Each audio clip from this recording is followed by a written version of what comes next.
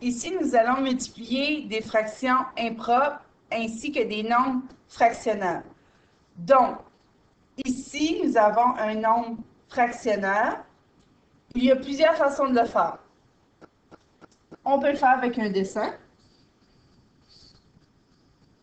Donc, vous savez que l'aire d'un carré, on doit multiplier. On va faire la même chose ici. Disons que d'un côté, on a 4 et 1 tiers. Et de l'autre côté, on aurait 2 et 1 tiers.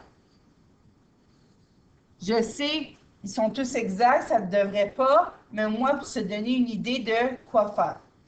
Donc, ici, le rectangle 2 fois 4, ça nous donne l'aire, donc ça nous donnerait un 8. 2 fois 1 demi. Pensez à 2 fois 1 demi-pizza. Vous en avez une. 4 fois 1 tiers, donc 4 tiers.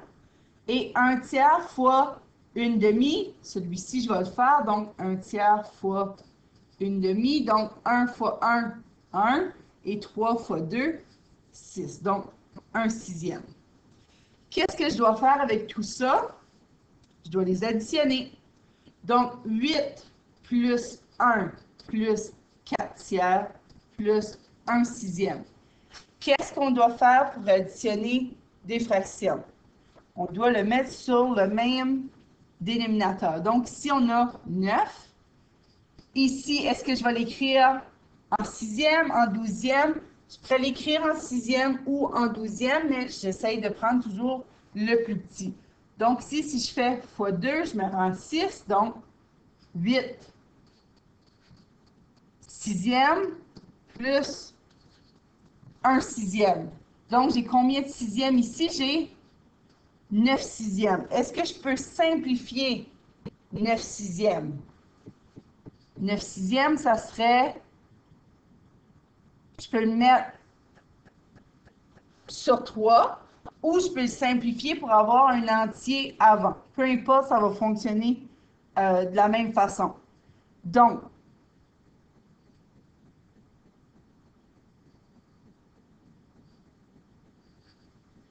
ici, on a 1 et 3 sixièmes.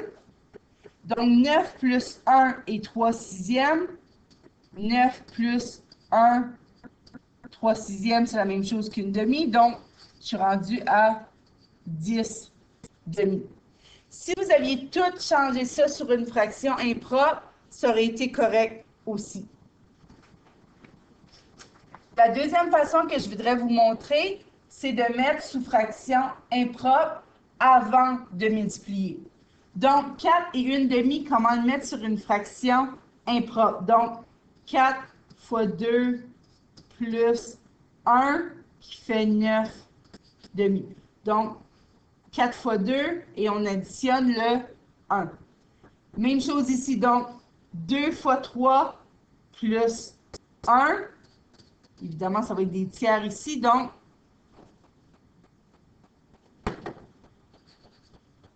on va avoir 7 tiers. Donc 9 fois 7, 63. 2 fois 3,